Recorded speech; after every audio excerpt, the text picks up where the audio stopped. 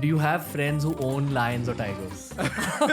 They make me feel uncomfortable because they have become a stereotype. Tell me from your eyes how UAE has changed since your childhood. Dubai has changed in the sense that there are new neighborhoods that are being developed because the existing neighborhoods are getting overcrowded. Do you find some similarities between Indian food and Arab food? A lot. Have you had galati kebab? Yes. I love galati kebab. I feel all of y'all in your core are very loving. Like there's a lot of love and like niceness. This is how we are as Emiratis. This is our culture. And when you see it being done by your leaders, it just re-emphasizes those values and those norms and makes it easier. The impression I think that people get is he must have people doing this for him. He must have people sorting this. Like how I want to request you for a ride in your Lamborghini. Exactly. Dr. Abdulnasser Alshaali is UAE's ambassador to India. He's been in India for the last 1.5 years. But today's podcast was about extracting the culture of his country, the Gulf culture in general. Very, very fun conversation. Certain geopolitical angles were addressed. But I hope that you view today's episode as more of a cultural conversation because there's a lot for us to learn about the rest of the world.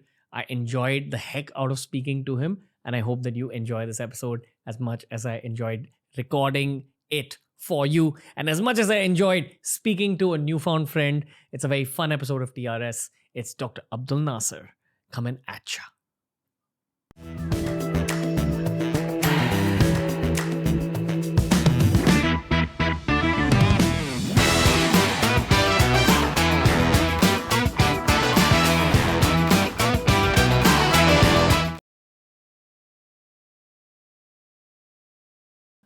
Dr. Abdulnasser, welcome to India. Welcome to TRS. Thank you very much for having me.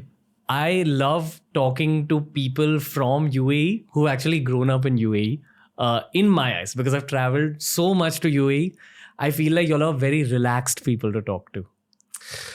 Well, it was very difficult for me to live anywhere anyways because my mother wouldn't let me. So I think in this very specific case, it's different. I'm much older than before and she kind of had to let go. But yeah, I think we tend to be relaxed regardless of where we go. Where does that relaxation come from? Is it a part of UAE culture? I think so. And I think it's also part of living in a place that has been, that has developed with too many people from too many places, all in the same place. You get a lot of exposure to different cultures, different personalities, different characters. The pace of life could be real fast, depending on what you're doing in the UAE and where are you located. But for instance, I recently moved back to my hometown, Ajman, and it's the smallest emirate. And Ajman is a very quiet place to live in a very good way. So, I can just walk to my mother's house where my grandmother also lives, walk back to my house, and life just almost stops, in a good way, where you're not stressed, you're not worried about work, and you're in your own kind of cocoon, but again, in a very good way. Tell me about your childhood and tell me from your eyes how UAE has changed since your childhood. Like, was it always like this? Because in the 8 years that I have known UAE, it's changed so much. So I can't imagine what it's changed like in the last 20, 30 years. What was your childhood like? So I lived in Ajman, the emirate that I'm from, the smallest emirate from all 7. And there was a time when I don't think everyone would be able to believe this, but there were times when there will be blackouts, electricity blackouts. I remember this from my childhood because in the summer, there's too much demand on electricity. The country was growing too fast. It was very difficult to catch up with that. This is the 80s, 90s? This is the 90s, early 90s, I would say. Gotcha. But then, I also saw when this was no longer an issue and, you didn't need to worry about this. I moved different homes throughout my childhood. So I lived in quite a few places until I settled down with my mother and my sister and my grandmother in a single house. And from there, I I shifted to my workplace in Abu Dhabi, and then I was between the different Emirates because of changing circumstances in my personal life, and now I'm in India. So this has been a very summarized version of my childhood, but feel free to ask. I mean, my actual underlying question here is also how locals from UAE look at the growth that you guys have seen, because this would have happened in your lifetime. You would have seen all this infrastructure growth, growth of the population, facilities, etc. And the second question is, how do you look at the individual Emirates? For example, if I had to say, something positive about Delhi, I'd say great food, lot of friendship-based culture. If I had to say a positive about Mumbai, I'd say finance capital, media. So how do you look at the different Emirates? But also, how do you just look at this whole story? Like, how is it from your eyes? So Ajman developed a lot, but it developed at a time when I was already moving to a different Emirate. So it kind of took a bit longer than the other Emirates that people would naturally know about. I worked in Dubai initially. So I was privy to what was happening in Dubai, because I was, driving on the roads, going to different places, flying from the airport as well. So I could see how the roads were changing, the airport was expanding, there were flights added all the time, especially that I used to work for Emirates Airline as well. And you could see the pace. And then I moved to Abu Dhabi, and the feeling in Abu Dhabi was different because I was living close to where my workplace was, and the place was developed already. I'm talking here 2013. So Gotcha. The place was developed. It was already there. I think in proximity to where I stayed, the only place that was still to be constructed and finished was what we call Qasr al-Watan, where we host the presidential delegations, or for example, when the Prime Minister comes and so on.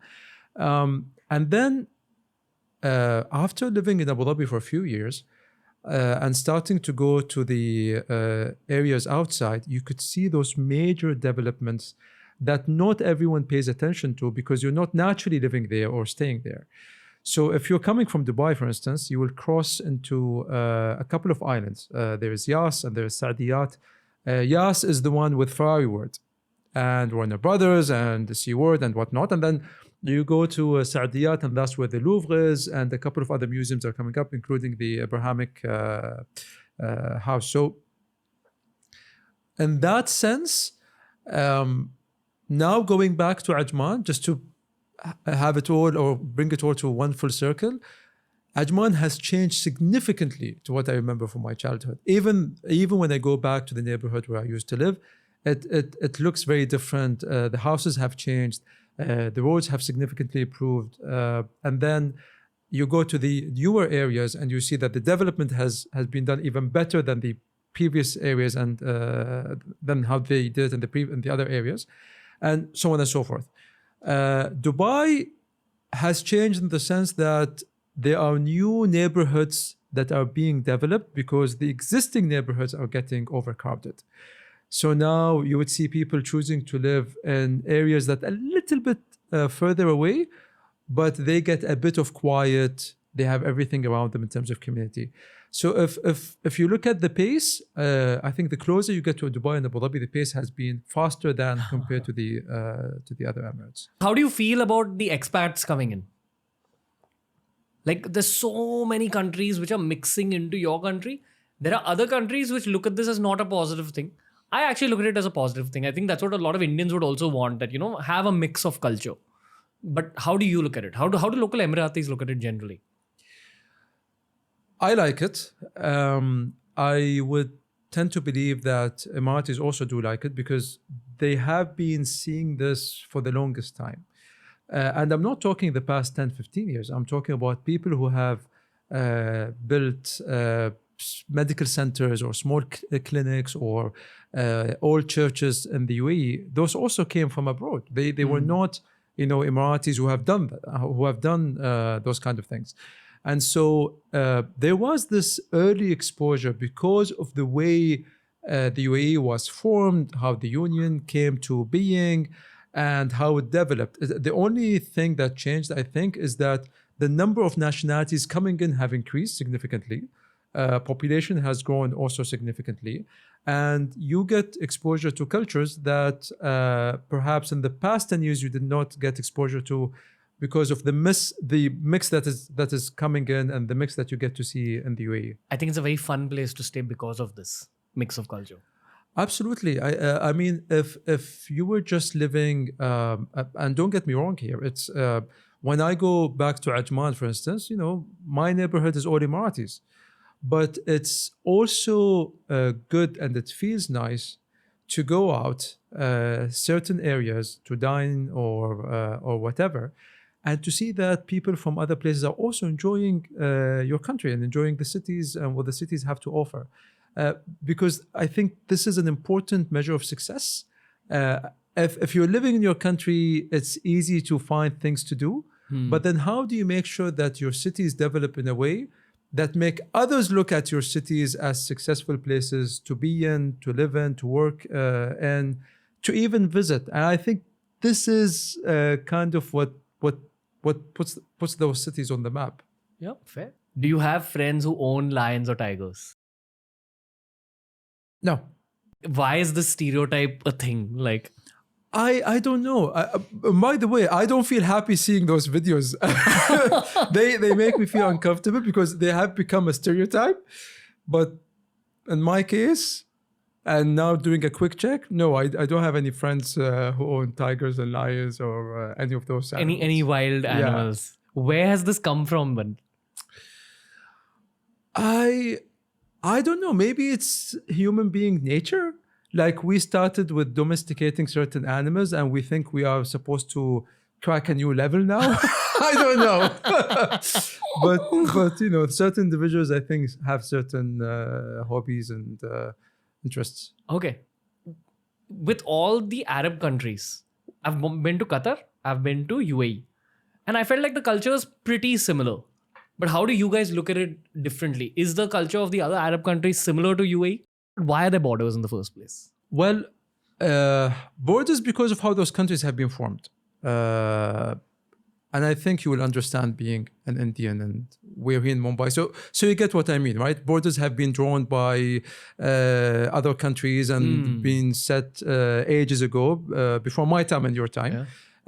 And then those countries have been formed. So in our case, the UAE was 7 emirates, and then they formed into what we call the United Arab Emirates. Similarities, absolutely, in quite a few things, whether it's the cuisine in certain ways or the way we talk. Language. And, but here's the thing. You said Arab countries, but then you have the GCC countries. So UAE, Qatar, Bahrain, Saudi, Oman, and Kuwait. And then you have Arab countries. So among the GCC, there are similarities, but there are also some differences. And then even within those countries, you would see that things also change in terms of the way people dress or they talk. So for example, there's at least one dialect in the UAE that I could not understand. And that's a single country. So imagine how it is. It's a dialect of borders. Arabic? It's a dialect of our language, but it's specific to a very specific tribe in the UAE. And so it's the way they talk and how fast it is that makes it difficult to comprehend unless you are from the tribe or you can understand the dialect in one way or the other. So that's why you would see that, yes, there are similarities. But for us living in those countries, we know the similarities and we acknowledge them, but we also know where the differences are. But then there is absolutely no doubt that I would not be able to understand all the words that they will be saying because there are words that are unique also to each and every country, as much as they wouldn't understand everything that we say in the Emirati dialect.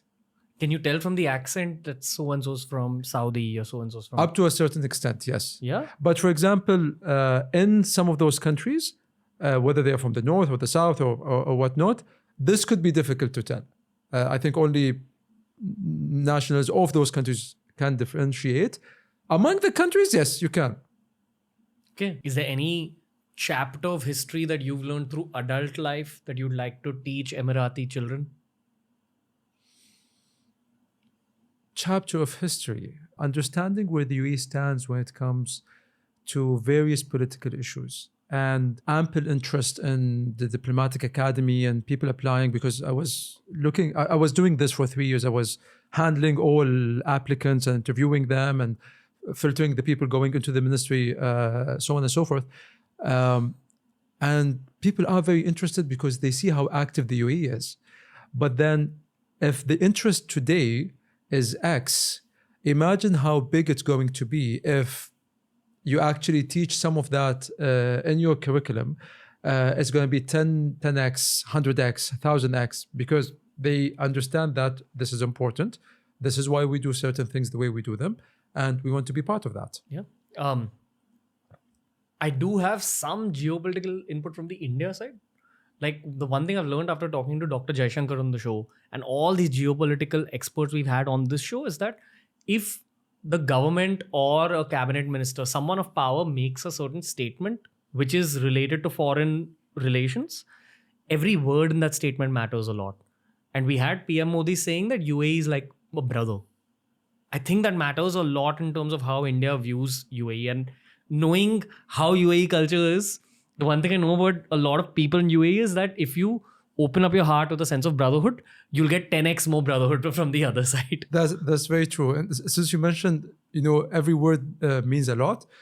One of the biggest fights, if you can call it a fight, whenever a joint statement is issued between any two countries is, this word should be removed. We should change this word. We should move this word to another sentence, paragraph. And I have done this quite a lot in my career, and trust me, every single word matters. And so yes, I get what they talking about. You mentioned brother, and yes, I get now a lot of comments, especially after the most recent 2 visits. People just saying good luck, brother, or best of luck, brother, or well done, brother, for example, on the marathon, and so on. So it kind of also trickled down to everyone, and now everyone sees it the same way. I know that a couple of my colleagues from the embassy also, they get called that by their counterparts here. So yeah, that's a great response, brother. good one. No, but I'll tell you on a very practical level what this is for a lot of Indians. So whenever I'm in UAE, I have a friend there who's got a Nepali guy who works in his kitchen and an Indian guy who works as his driver. And the Indian guy is supporting him. I mean, both the guys are supporting their families as well as their kids' dreams through living in Dubai and earning in dirhams, which matters a lot for the average Indian, Nepali, Pakistani, Sri Lanka. In terms of they just have higher income opportunities. That's a very base level understanding of the geopolitical relations that a lot of Indians understand between UAE and India. That a lot of people find work there and are able to actually fulfill the dreams of their families. I think that's how a lot of the masses look at UAE specifically. In a sense, we outsource employment. Yes. So we have an X number of jobs, and all sorts of nationalities could come and be employed in those sectors and be able to provide for their families. And this is why you have to also keep in mind that the way we look at all of those people coming in and working in the UAE as part of the journey, part of how the UAE has come about, part of why the UAE is where it is today, regardless of which sector you work in. Yeah. That's why it's important. I gave their example because I want to also talk about the common denominator and then go up to all these real estate billionaires that we see who've come out of India and Pakistan but built their careers in UAE. So there's a whole spectrum of people who found their careers in your country.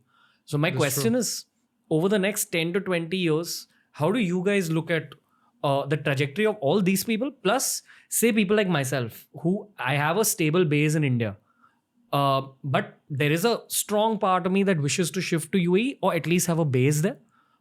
Is that something you guys are looking for? Do you all want to attract more people, or is the population just increased too much? There is always an appetite to attract talent. And I think if you look at the UAE in the past few years, the laws and regulations that have come out have focused on that. So yes, we do attract people from all nationalities to come and work in all kinds of sectors. but you could see that the spectrum has been widened now, and you get physicians with very specific specializations, you get people with talent, you get content creators, you get entrepreneurs, and all sorts of people wanting to come and operate in the UAE because the regulatory and other things, the ecosystem all together supports that kind of thing. So the way you should look at it is, as the country develops, the talents that we want to attract are also being diversified and becoming, not different, but the spectrum has been widened. It's a larger pool, and we want to make sure that the UAE is the place for those talents to come and to establish a second base or their main base or whatnot, to be able to expand and to do business. Other than citizenship, every Indian knows the word golden visa. But for the ones that don't, could you explain what a golden visa is? So it's residency, and it's good to have because it makes your life easier. Even when you get the national ID, which in your case it's the Aadhaar. Is it Aadhaar card, yeah. The Aadhaar card? Yes. So we have something similar. And if you're a golden visa holder, it actually shows on the card, it shows when you register for any kind of government service. So all of this factors in. So it makes your life much easier, your residency much easier. And you don't have to worry about, getting the visa or the e-visa expiring and so on and so forth. How does one qualify better to get it? Being talented. Be of value. Be of value. And you're going to add value to the UAE and add value to the UAE economy. We have all sorts of categories, and quite a few of them focus on content creators, people with very specific talents, coming to the UAE and contributing to its growth, which also means that having a golden visa doesn't mean that you are necessarily shifting countries. Yeah. It just means that you can operate easier in the UAE wherever you are, whether you're an Indian in India or you are from some other nationality elsewhere. Yeah. As a content creator, I love coming to your country for that reason, that every place you go to is very content creation friendly, which I don't know if the average person understands can be a big problem for us in India. Things as simple as if we take out our camera in a public place, sometimes police will come and stop us. And I've been doing YouTube for like 9 years of my life, but I never have that problem in UAE. Like I can shoot anywhere almost, as long as I'm not troubling other people, etc., etc. That's very true. And I think because in the UAE, the system allows for not pre-checks, but if you were someone who was carrying something other than a camera, security-wise, that would have been caught way back, right? So if you are in downtown and you want to take shots of the Burj, or as long as they're not certain installations where it's forbidden and not allowed to shoot, then feel free to do so. Even with drone flying, by the way, as long as you get a permit and you are flying within a certain range, then you're totally fine to do so. Yeah, it's very, very content creator friendly because all we're looking for is ease of work and great backgrounds, since you guys have both. But what I actually also want to ask you is the security thing, because, I have a lot of friends from other countries who are now staying in Dubai, Abu Dhabi. And their biggest reason for staying, the girls especially, they say that they've never been to a safer place than this. They've never lived in a place that's safer than this. So my actual question is, in the background, what has the government done to make it that safe? Do you read Yuval Noah Harari? Yes. He has a whole chapter on law and how laws came about for human beings. Like, what was the need to create laws for humans? It was because there was probably some ancient human who committed the first crime, and because of crime they realized, laws are needed in the first place and security is needed. So when you look at things that primarily, now you're running a country, you want to ensure that the whole geographical landmass is safe. I don't know too many countries which have ensured that the whole geographical landmass is almost free of crime. So what has gone on in the background to make it that safe? Well, establishing the laws and making sure that there is law and order is the first step. But then re-emphasizing those laws, and then the culture re-emphasizing the importance of adhering to those laws. And then within those laws, there are obviously fines and all kinds of penalties that you could be exposed to if you break the law and whatnot. And that kind of becomes a re-emphasizing kind of cycle, you know, like it just keeps re-emphasizing certain values that the law have established maybe at first, that the culture has also introduced at a certain point. And then all of this makes you also feel like, yeah, I shouldn't be throwing anything out of the window of the car, not because I might get a fine, but no one else is doing it. So I'd be, you know, like I'd be the black point in all of this. To give you another example, personal example, I drive a lot on the highway, and some time ago they introduced a penalty if you use your phone while driving. Okay, and I have self-drive in the car, so technically I'm not driving, right? But if I do hold my phone, it's a hefty fine with black points, which after accumulating for X number of fines, I could lose my driving license. How much is the fine? It's 800 dirhams, which yeah, so 17,000 rupees roughly. 16,000. Yeah, so it's quite a fine. So imagine if you get, and each one of those carries 4 black points. You need 24 to lose your license. Is it 4? It's 4 or 6. I'm not sure, but yeah, There's very strong systems built in. exactly. And this is not basically a policeman or a police car, catching you on the highway. It's the cameras. Was it like this in your childhood as well? Like, No. It was not as safe as it is now? Not in terms of safety. I'm referring to this traffic road system, etc. I'm saying crime in general. I mean, I used to hear about things happening in the past, but the usual things, someone stealing something from someone's house, that kind of thing.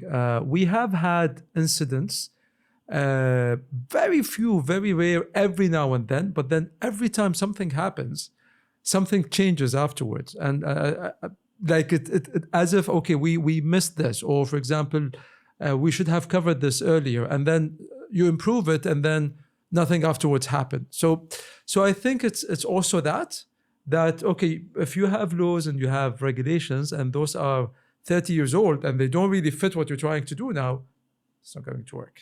Fair. If, hypothetically speaking, you could take a foreigner to only one place in your whole country, One place. what is the place you'd choose? Just one place. I'll take them to my place. Because Makes it easier, right? And then I can serve them Emirati cuisine, food, etc.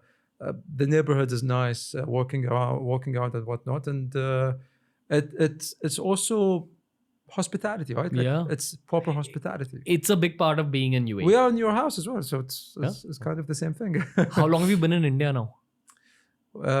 A year and 3 months. What's your favorite food that you've had here? Like, what's the best thing you've eaten here? Shahi Tukra. Shahi tukda. I found out about it accidentally when I was trying Old Delhi food. And when I tried it, I had a second or a third serving afterwards. And then they told me what it is. And then every time I go somewhere, I ask for it. And not everyone gets it the same way as Old Right. Delhi does. Right. But to me, I was like, why have I been eating the wrong Indian desserts all my life? I had to come to India to get to know, what a really good dessert is. Yeah. You're in Delhi? Like, you're based out of Delhi? I'm based out of Delhi. Which is the food capital of our country. Is it? Yeah. I think you get like the best food in India and Delhi. My biggest challenge with my senior officials whenever they come is they always go for one restaurant without naming the restaurant. Everyone knows which restaurant. Yeah, but we don't want to do free advertising here. It's okay. I'm okay with it. It's up to you. It's Bukhara, ITC, Maurya, I think. It's the one restaurant that every human in Delhi wants to go to. Exactly. And I've been there for quite some time, right? So I've tried other restaurants. I have been trying super hard to get people to try them as well. So I tried with my foreign minister. I think he couldn't because of the G20, etc. But I'm sure he would whenever he comes in next. So one of the other ministers came, and I used to work with this minister for almost 4 years before I came to Delhi. And I told him, I have to take you to this place. He's like, yeah, absolutely. So we go there, and that restaurant has like 6 appetizer courses, and I think you know what I'm doing. Tasting menu. Like you get the whole. You get the whole thing, and Yeah. then like 2-3 main courses, and then like pre-dessert, and then the dessert, and 3 courses I think into it, he started snapping pictures and sending them to the foreign minister. I was like, this food is good. Just go and try it. So yeah, it was that kind of shift that I'm trying also to. Do you find some similarities between Indian food and Arab food? A lot. Many people talk to me about biryani. I tell them, listen, I've had so much biryani growing up that I kind of don't want to have biryani in India. I want to eat the other things. But that's the thing, right? Because they cook it at home. You go to other restaurants and you also get biryani in restaurants. And so you would have it everywhere. Samosa is also everywhere. Yesterday, I partly cooked or participated in preparing a dish, which the chef surprised me with, because it's a very Emirati dish, but some of the ingredients could also fit into another Indian dish. Now I can't recall the name, but it's surprising to see how the similarities work, even with gulab jamun, for example, because we have something similar. It's called legemat. I'm sure once you're in the UAE, I'll make sure you try them. Yeah. But another chef was telling me today that this specific thing is very similar. The only thing is that we let gulab jamun soak in a lot of syrup, so it becomes more dense, and the texture is very different. But the ingredients are the same. The halwa as well. We have something similar from the UAE culinary scene. So quite a bit, but you have to try them and be like, oh, this is similar to this and this is similar to that. Even one dish that is kind of almost always served in Ramadan, which is coming up in a couple of months, the halim. Yeah, of course, halim. So it's similar to it as well. So like there are quite a few of them. Have you had galati kebab? Yes, and UP. Do you like it? I love galati kebab. I was there for some visit. Was one of the shopping mall anniversary as well, and they served it, and I fell so in love with it that I started checking whenever I go to a restaurant whether they have it or not. And then I was somewhere else in Dubai. It was one medical center, and then I think the nurse was Indian, and she's like, there's a very good galati kebab place in Dubai. I'm like, where? And then she told me the name of the restaurant. It said it's the old part of Dubai, which tourists don't always venture into. And you look at it's a very normal restaurant. You go in and the kebab is really good. Is it that gold souk? It's in that gold It souk. would be in that kind of area, yes, because there are a few areas around the gold souk, and it's one of them. I have found out after visiting UAE that much that Shah Rukh Khan is very big in UAE. Like He is. He's also in UAE a lot, but I've seen that he has a lot of Emirati fans as well. So how did this happen? Like, did they air his movies in the 90s and 2000s? Because that's the reason he's that big in India. He had a lot of hit movies which were shown on TV. That's exactly that. No, that's true. I grew up watching Indian movies. Yeah? Yeah. So I have known the actors from a very early age. And then, I got disconnected or detached because of many things changing in my life.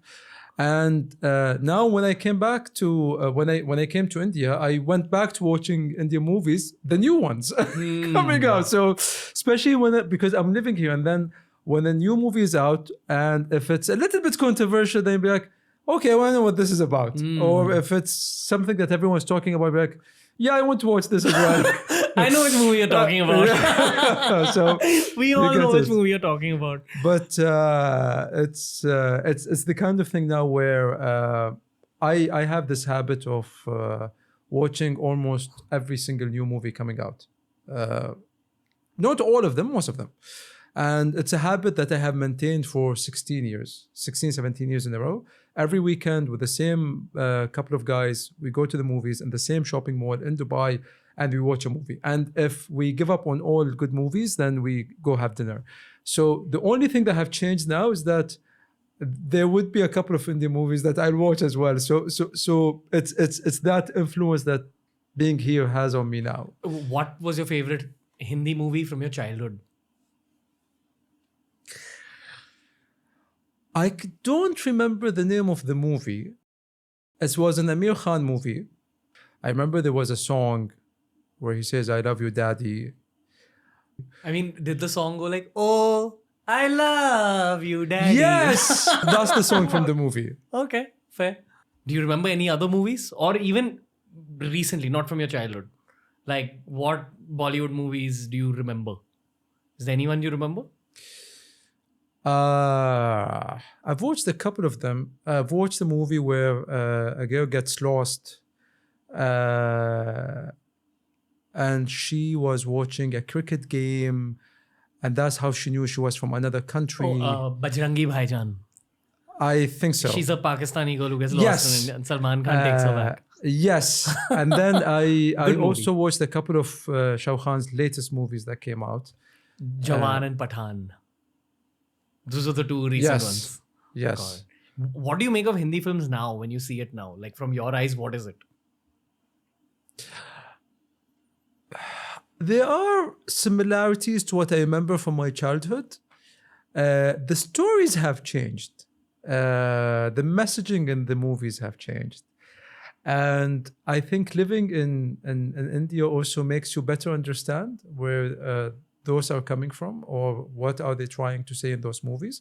And it's good because for you to be able to do what you're doing, you need to hear about this or listen to multiple individuals in different industries saying what they got to say to form an opinion on certain matters.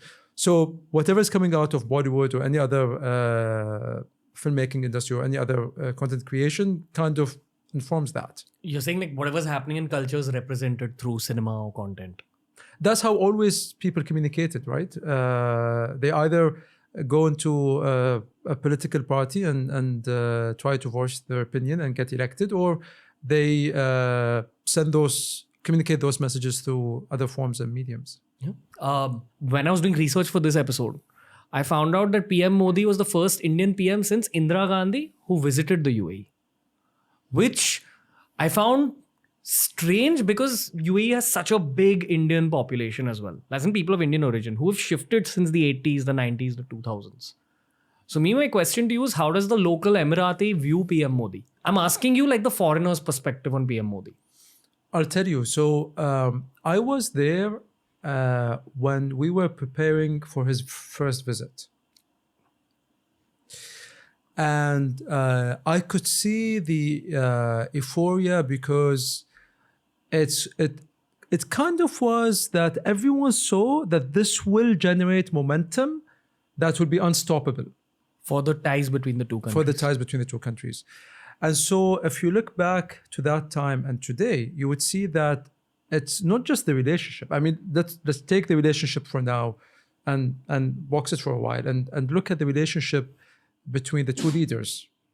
And that has a very special kind of charisma. There's a very special bond between them, which also trickled down to the relationship itself and drove it much further than it would have been otherwise. And I think this is why the perception of the PM in the UAE is extremely positive, especially with all those visits between the two countries. The PM visiting a few times, my president also visiting India a few times, especially recently. Yeah.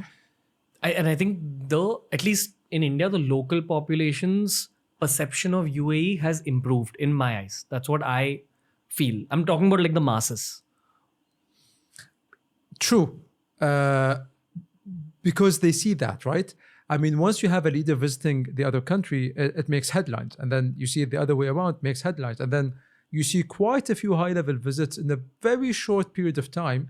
And you'd be like, okay, this is way too important for them to not be visiting this frequently. And then every single time there is a visit happening, you would see that a few things happen pre-visit, during the visit, and after the visit. And if it's not signing MOUs or inaugurating this or starting negotiations on that, then it's something else, a major project being announced, or participating in a cultural event, or hosting this kind of event, and so on.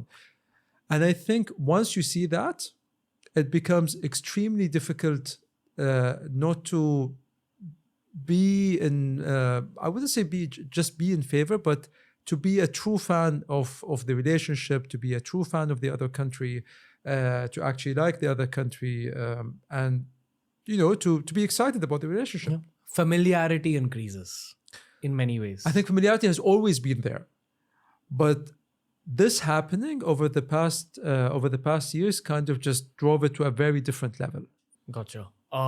Again, I'm giving you some Indian guy perspective here. Sure. This is about His Highness Mohammed bin Zayed and His Highness Mohammed bin Rashid.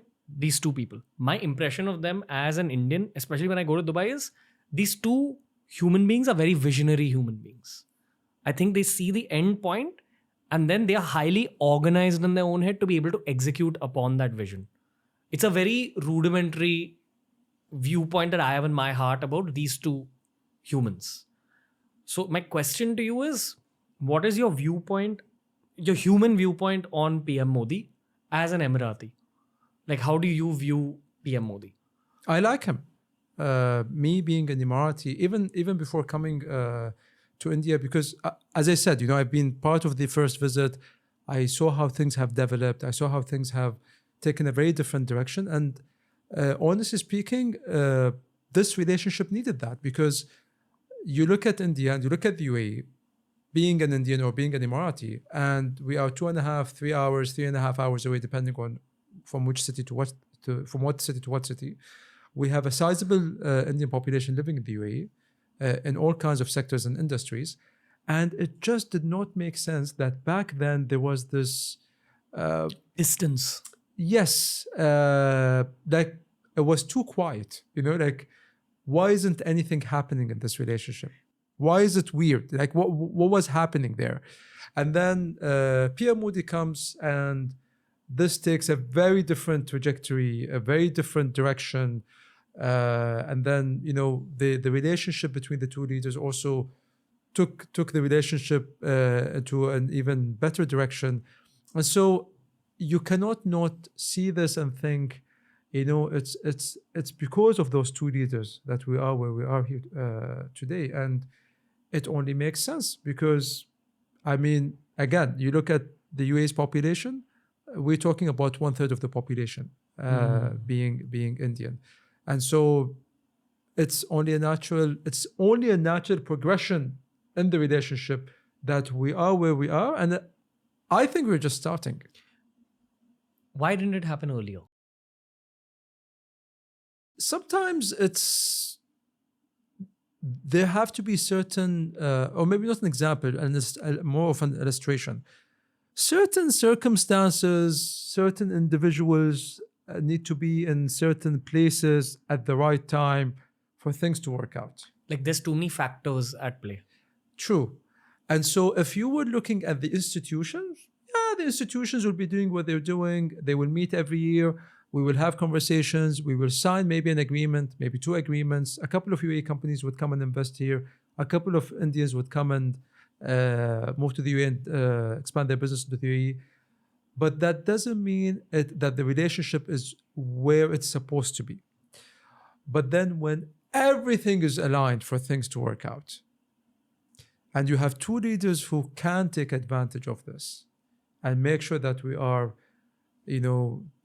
using this opportunity to the best of everyone, for the best of everyone, then that's how it works. Gotcha. Do you get attacked in interviews? There was one interview where I think I was doing like 3-4 interviews a day. And in one interview, there was one question after the other, and each one of them becomes more controversial and in a way very restrictive, like they push you in a corner. Very aggressive. That was the one interview that we did not finish, even though I'm very flexible when it comes to interviews. But it happens. Every now and then it happens because sometimes I think people think they won't get another FaceTime with you, even though it should be the other way around. Like, Yeah. make it seem okay, and we'll meet again. As someone who conducts interviews for a living, my main priority is that at the end of this experience, if my guest is pissed off with me, then I failed at my job. Like, the guest should take away a good experience and come back, or at least want to come back. Yeah, But absolutely. I don't understand why interviewers would give their guest a bitter experience. You know, why would you want to give someone a bitter memory just for the sake of your one headline, your one like controversial? But then that's it. You'll That's never the meet them problem. again. Yeah. I mean, if had you known me 10 years ago, it was very difficult to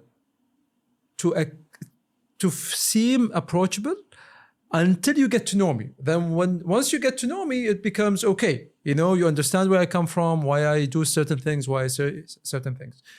But then as my career progressed and I became in charge of people, I wouldn't say broke in me, it just, something shifted significantly. And that sense of empathy grew in a sense where I got attacked for being too empathetic. For being too nice. For being too nice. Stop being Mr. Good Guy. Exactly.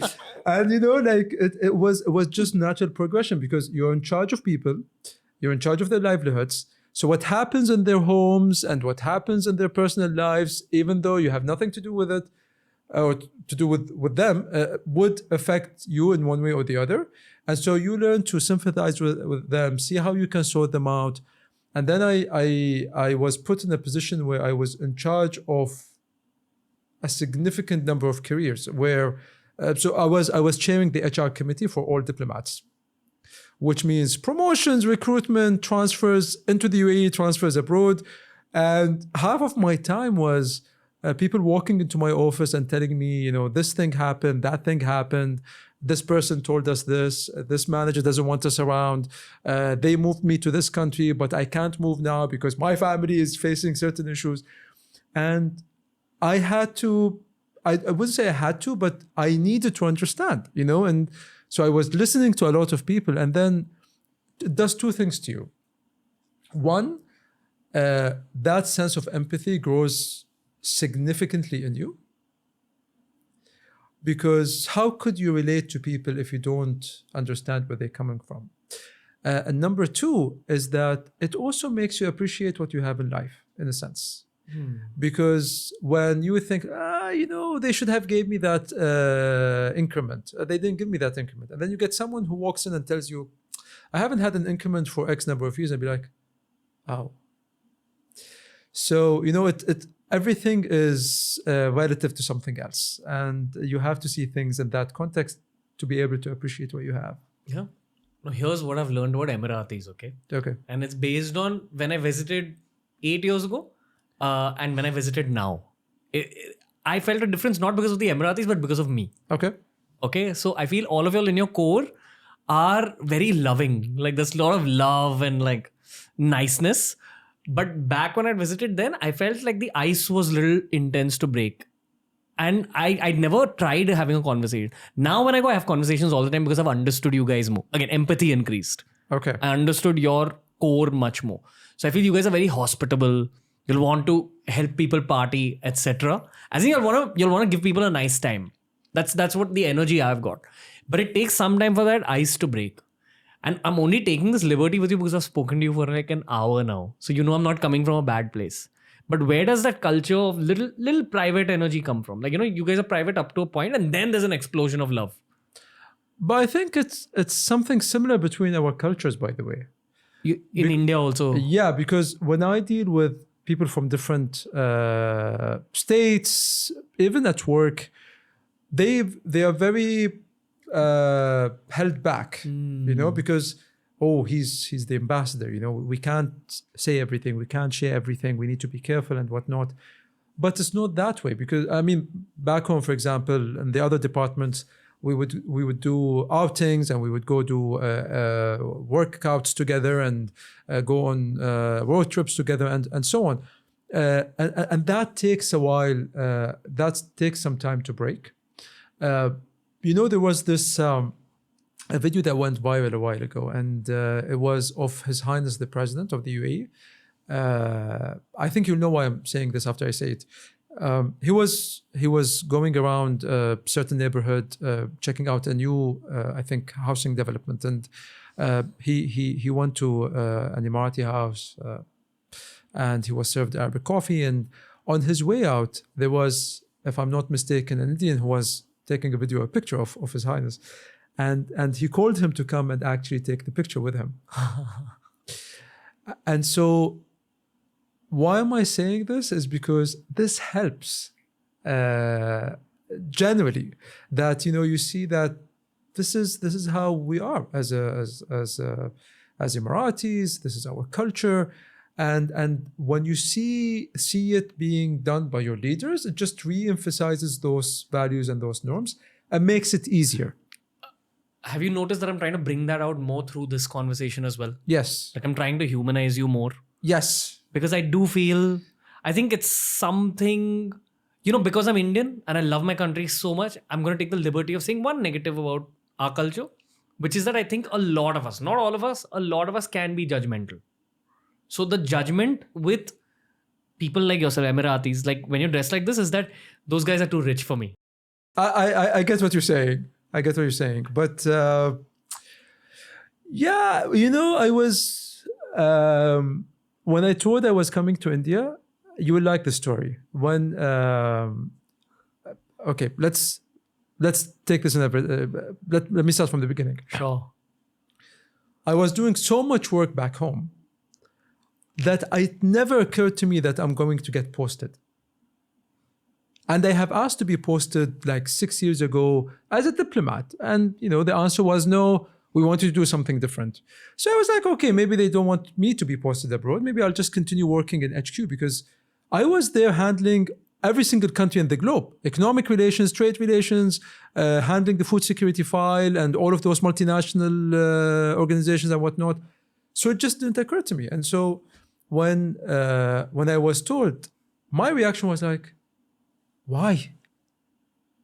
I didn't understand. And it had nothing to do with the country. It was just, why are you moving me abroad? And then, we started talking about it. And one of the comments that I got was, you need to be more social. You need to engage with everyone. You need to interact with everyone. And true. I mean, if I look at how I have been before I came to India, I was very selectively social, I would just spend time with certain people who I'm okay spending time with and wouldn't drain my energy, and I'll feel okay afterwards and whatnot. And then, you have to go to weddings and you have to participate in certain activities and events. I'm like, if you want me to dance in those weddings, I'll dance in those weddings, which is probably why there's a video of me on Instagram with me dancing. But, it was, I think that kind of, that was something also missing in me as a person, that I need to engage with everyone, get to know everyone. And this is why I told you, I would ask every single person I meet back home, where are you from? And if he's Indian, which state are you from? Because I do want to know Indians in the UAE and Indians in India. So that's number one. Number two is, this experience career-wise is very different, because what I used to do before is I interact mostly with Emiratis. Now I interact mostly with Indians. What do you make of us, generally speaking? You are very different all across India. Too subjective. No, you can be both objective and subjective. No, I meant like everyone's extremely different. That's true. Variety is too much. Yes. And so what certain individuals would be okay with, other individuals would not be okay with. And you need to understand the background and the culture and what each state stands for and who's not okay with who. And try to just, it's obviously difficult because India is vast, and it's not the easy thing to do, especially if you travel a lot into those different states. But it's also part of why doing what I'm doing is actually fun, because not a single day is the same like the day before it. As a diplomat, I'm supposed to meet my counterparts, but I also tend to enjoy a lot interactions like this or other engagements, visiting places, meeting people from different backgrounds, different sectors. It gives you a very different perspective on everything that is India related. Yeah. Again, so this is something I picked up from Dr. Jaishankar. Have you heard of Vasudev Kutumbakam? So it's the kind of catchphrase, not catchphrase. I'm using a very informal word, but it's the mandate from our foreign ministry that first and foremost, look at the world as one family. It's about having better relations with the rest of the world. I think there's a very pure message there, which is the actual representation of Indian culture. Like in the way that I understand it. If I meet someone from UAE, someone from Brazil, someone from Europe, my first instinct is, hey, interesting human. I want to get to know and I want to give them positive energy. Right. Okay. The issue is that even if you speak about our history, a lot of the colonizers colonized us by using divide and rule, which is that causing fights between the Indians and then utilizing. Same thing happened. Maybe in the region overall. It's a typical tactic anyways. Yeah. So I think for some reason, see, Indians are very emotional. We're also very emotional. Yeah. So you see another similarity. I think my main intention with this episode is for people to familiarize themselves with generally the Arab world. That's my actual core intention here. So there's a lot of people who'll watch this and all their preconceived notions about Arab people, I want that to break, which is something you only learn when you actually travel or when you listen to podcasts like this. Yeah. So I think for me, the core of this podcast is getting people introduced to Emiratis. Yeah. What would you like to say to the Indians who are experiencing an Arab human being for the first time? Despite what you think of me wearing what I'm wearing and, being the ambassador of a GCC country, the UAE here, I do the normal things. I have Galati kebab. I have galati kebab. I love food, so I tend to go and try all kinds of dishes. I venture out wherever I am, back home and here. Except that now I'm also getting to know the Indian restaurants also back in the UAE. I recently moved into a house that I have been constructing for the past 5 years, and the usual issues, this thing is leaking and that thing needs to be fixed and this needs to be sorted out. So it's not like I have people to do this for me. I have to do it on my own. I think for the longest time anyways, I thought if you want to do something, do it yourself. But the impression I think that people get is he must have people doing this for him. He must have people sorting this like how for him. I want to request you for a ride in your Lamborghini. Exactly. It's a joke. Don't mind. I drive my own car. so it's and like I would be like very specifically, I would need to find places to charge my car because it's electric, and if I ran out of charge in the middle of nowhere, no one's gonna come and help me, and it's that kind of thing, So it's the notion. I think even the earlier example of owning wild animals, or knowing people who own wild animals, or thinking that someone is just super rich because they wear a certain outfit or because they come from certain backgrounds, is not necessarily true. If you're doing a certain thing and you're good at it, yes, you will get there. But that's with merit and effort, not because you're born this way. No, fair. Yeah. I feel this is only the first of many conversations we're going to have over the years. So thank you, good sir. Had a very nice time talking to you. Likewise. And usually at the end of a podcast, I compliment my guest With you, I'm going to save the compliment for the next episode. Because Okay. I feel like there's more conversations. There's a lot of stuff I have to talk to you offline as well. With It was a pleasure. lot of fun talking to you. That's what I'll tell you. Like, I had too much fun. I felt like I'm just talking to a brother, which says a lot about you, because actually the work you're doing, I mean, you're the ambassador of UAE to India. So it's almost disrespectful of me to call you a brother, but that's what I really felt with you. And that's my biggest way of serving respect. Thank you, brother. It was fun. It was fun. Lots Thank of you love. very much. Thank you. Lots of love, sir. Thank Thank you. I may not have covered everything that I wish to cover on today's episode. So he's going to be back on the show. Please tell me in the comment section what else you would have liked me to address in this particular podcast. I'm sure he's going to be scanning the comment section as well. I love hosting non-Indians on this Indian podcast because I personally feel that there's a lot you gain through travel.